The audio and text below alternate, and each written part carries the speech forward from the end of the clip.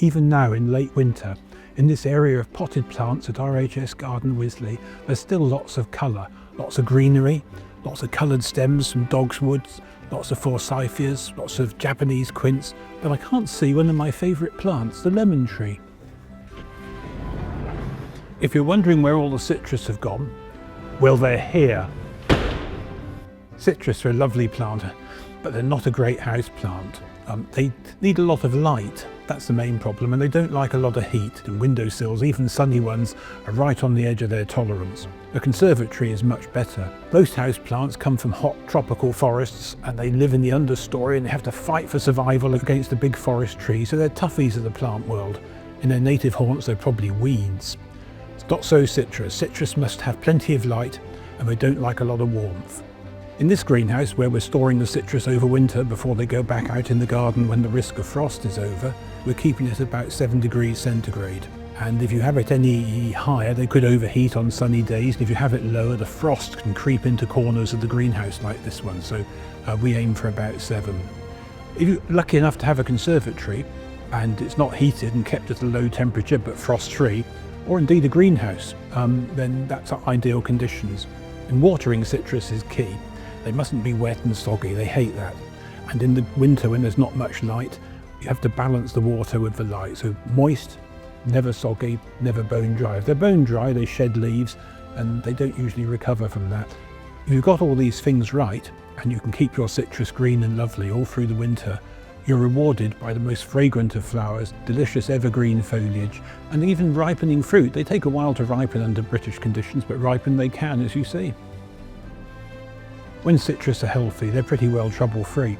When they're stressed, that's when problems can start. One of the forms of stress is lack of iron. They don't like alkaline soil, and watering them with hard water, which is what we have in most of southern England, doesn't do them any good. Much better to water with rainwater, or indeed water from your dehumidifier if you have one. That's acid, base-free, calcium-free water, and that would be ideal for them. If they do show signs of iron deficiency, then you can apply a chelated iron product, often called something like sequestrine, which are relatively cheap and highly effective. And also you can repot your citrus every so often into fresh compost. It'll get rid of the lime that's built up in the old compost. When citrus are happy, they're pretty problem-free, but caterpillars can strike at any time. They're not usually very damaging. The carnation moth is the usual one indoors. It's ubiquitous and occurs in gardens as well as the Wisley greenhouses. And we found some here. And here we have the pupae. The caterpillars turn into a pupa, of course, or a chrysalid, and that undergoes metamorphosis in the amazing way that some insects have. On a garden scale, you can pick them off and put them outside. And we'll pick these off and put them outside today. But you can also buy a biological control, the same one that's sold for using in the home to control clothes moths, trichogamma. So that's caterpillars. They're not usually too big a problem, and there are other more important pests that I want to mention. So as well as caterpillars, which are easily dealt with by picking off a biological control, 2 other common pests that we find are aphids, which cluster around the green shoots. They can usually be squidged by the finger and thumb method or sprayed with a soap material. Or scale insects that live underneath the leaves where they lay their eggs and form scales.